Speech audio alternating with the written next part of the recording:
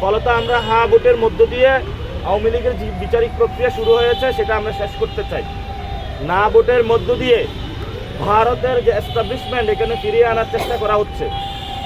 এই যে বিভিন্ন সময় যে সন্ত্রাস যে বৈষম্য, এগুলা যদি না ভোটের ক্যাম্পেইন চালায় তাহলে তারা এগুলা বাস্তবায়ন করতে পারবে। আর যদি হ্যাঁ ভোট পড়ে তাদের যেই পুরাতন বন্দোবস্ত এগুলা ধসে পড়বে এবং শেখ হাসিনা ফেরত আসবে। তারা মিলেমিশে যে পুরাতন বন্দোবস্ত সেটার মাধ্যমে দেশ চালাতে চাচ্ছে।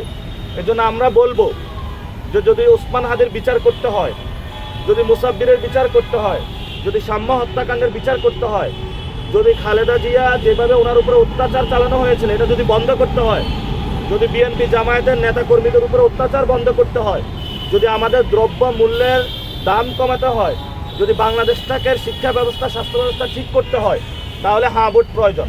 যারা এই নতুন ব্যবস্থা চাচ্ছে না তারাই না ভোটের ক্যাম্পেইন করতেছে।